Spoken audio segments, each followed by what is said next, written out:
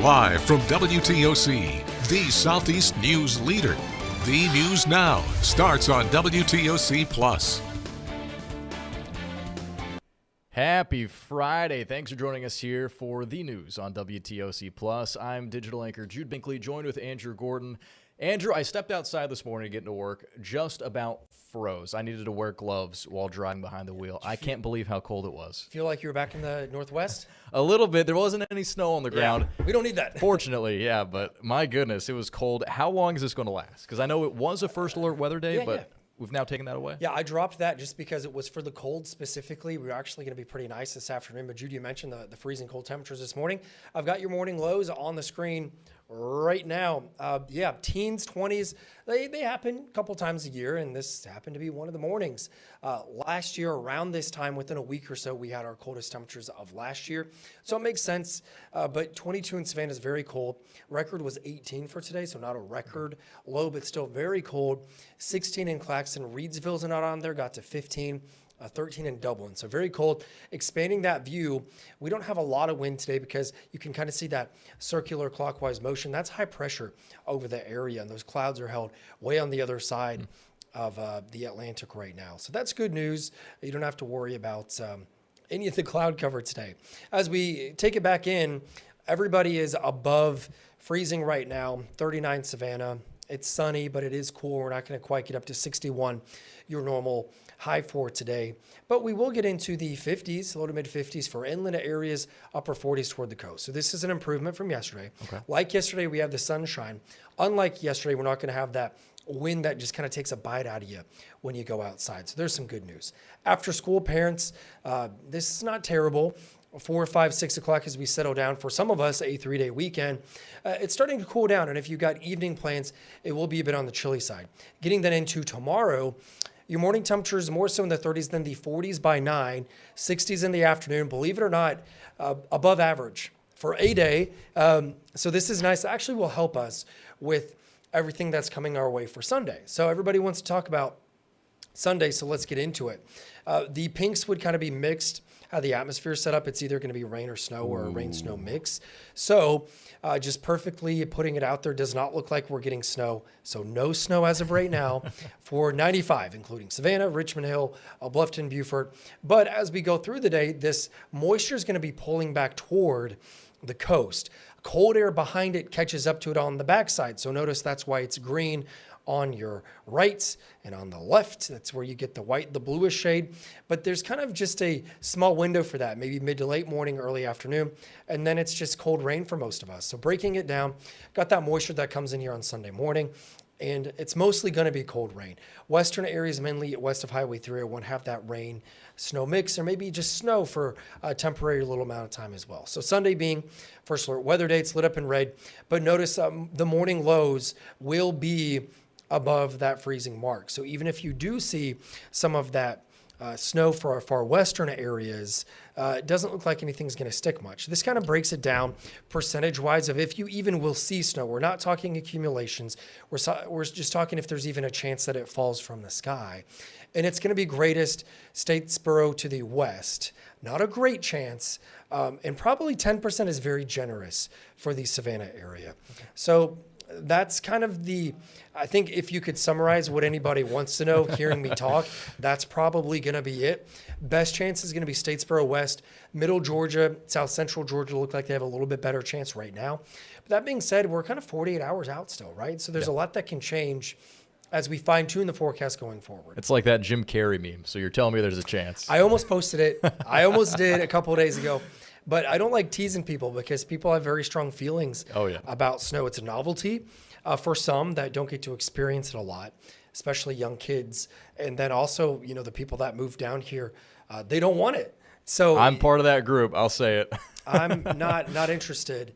To be fair. The big thing with me with snow was always, this is going to be a whole conversation. I'm going to put us on camera. Yeah, here we go. The whole thing with me with snow, living in Idaho for a couple of years, is that it's so tough to drive in. I'm okay when it's falling and when it doesn't stick, which it sounds like if Statesboro, Jessup does get a little bit of snow, it's not like it's going to stick. It's not going to necessarily mess up your commute. Pretty-ish. Yeah, I'm okay with that type of snow. I'm much more okay with that. But when it starts messing with your commute, when I've got to start white knuckling behind the wheel, that's when it really gets to me. That's when you have to maybe hope you have a 4-wheel drive or you just are safe. I don't see any road issues as of right now, and how everything's timed out right now for Sunday, that moisture gets out of here before we then go below freezing into our Monday morning. That leads us into Monday. MLK Day is also a first alert day. Haven't completely put the red on this graphic because by 9 o'clock we're actually going to lift that first alert anyways because we get above freezing. It's more so just communicating that it is going to be cold on Monday for those attending the parade that you can watch here on WTOC Plus, by the way. So there you go. Highs get up to the 50s Monday, and then I kind of reference this as the light at the end of the tunnel.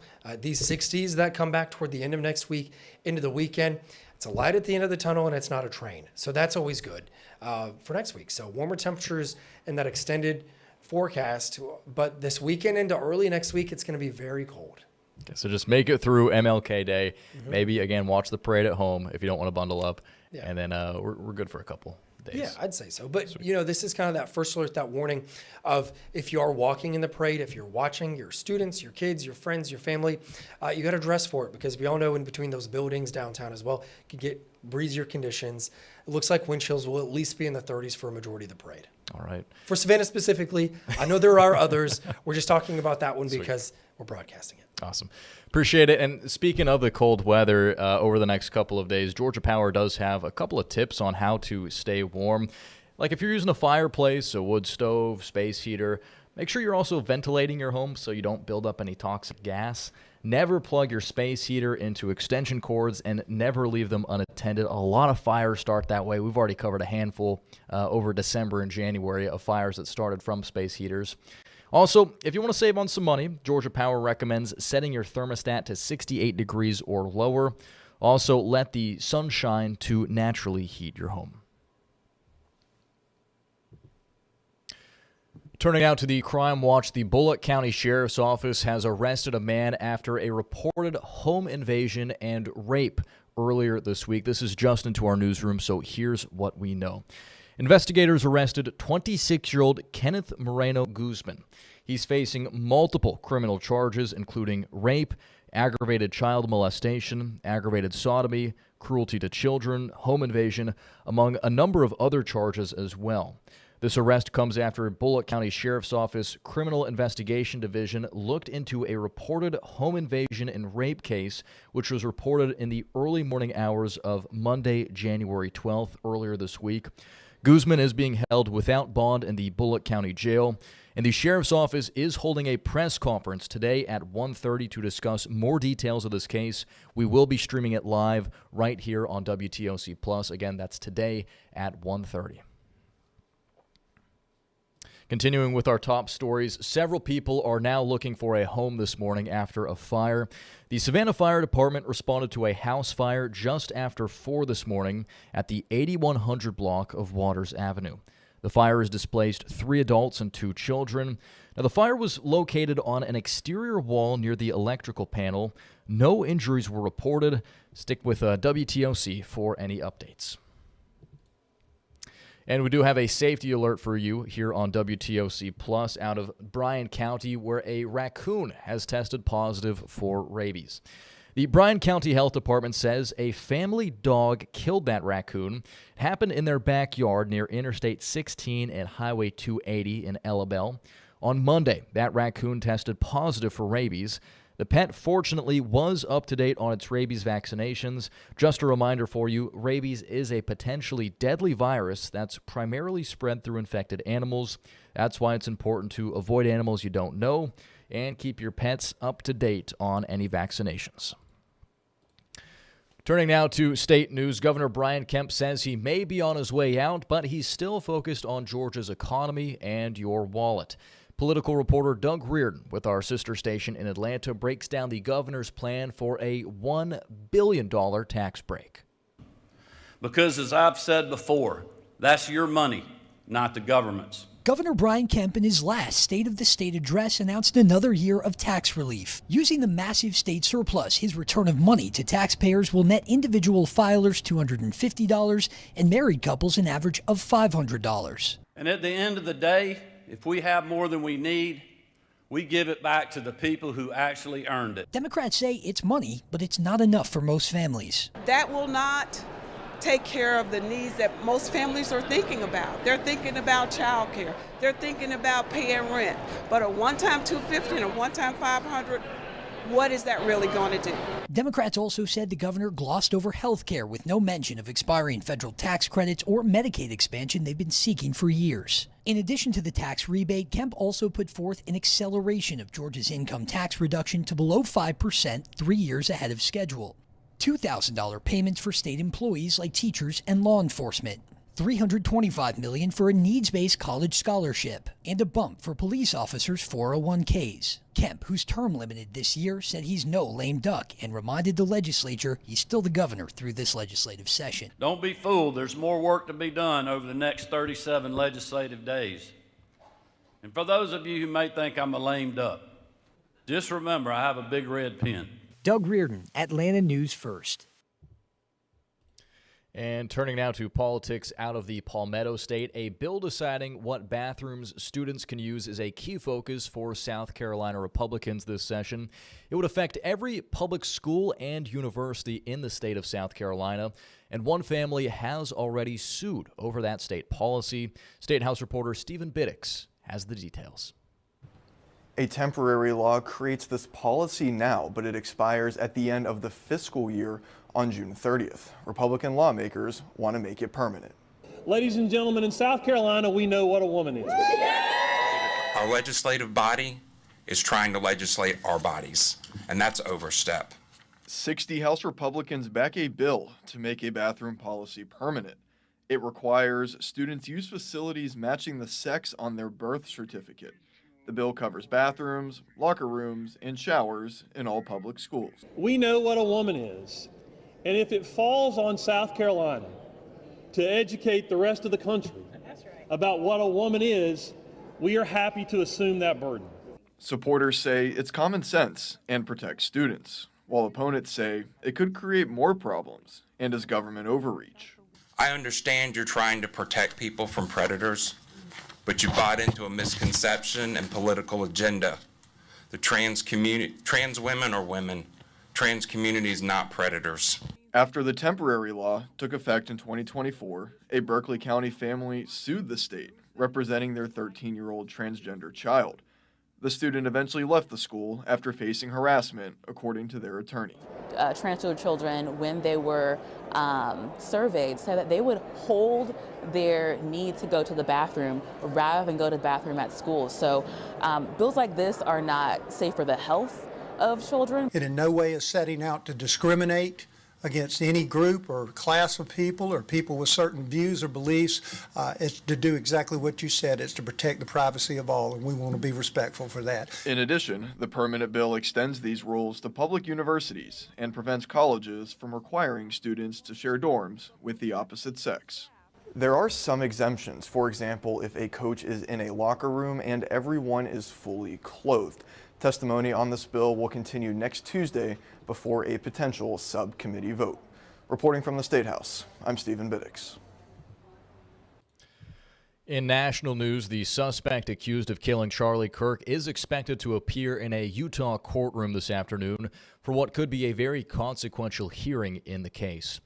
22-year-old Tyler Robinson is accused of shooting and killing the prominent conservative activist. Robinson's defense attorneys say a conflict of interest exists at the Utah County Attorney's Office. They'll be arguing to have the entire office disqualified from prosecuting the case. It's the latest development on the road to a state trial for Kirk's killing. The defense team says the conflict is that an attorney's 18-year-old was at the September 10th Utah Valley University event where Kirk was shot. Well, back here at home, a local restaurant is helping support a family who lost a husband and a father of 3 over a parking space at the Target on Abercorn. Last night, it was a packed house inside the Midtown Sports Grill for a fundraising event for the Trawick family.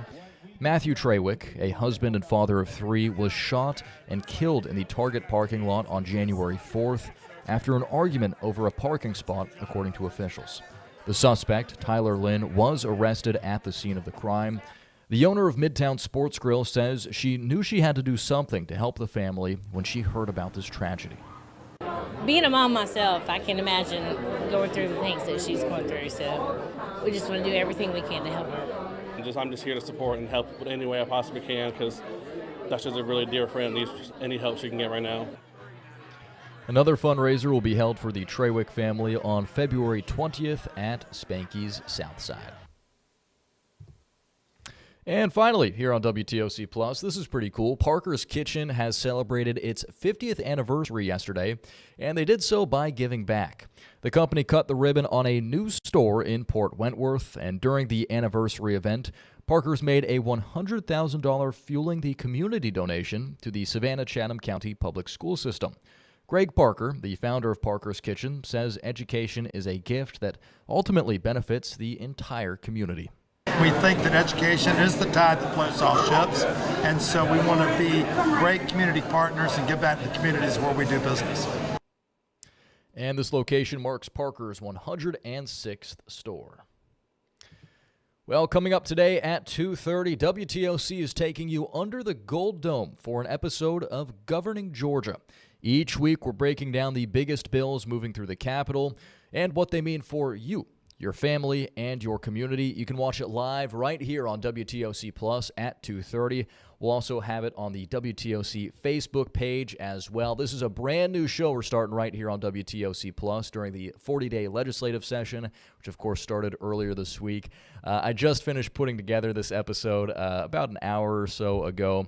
A lot of interesting bills from this first week, some that could impact your wallet, some that impact local ordinances right here in Savannah and on the coast. So a lot of things we're keeping tabs on here at WTOC, and we'll break it all down for you at 2:30 right here.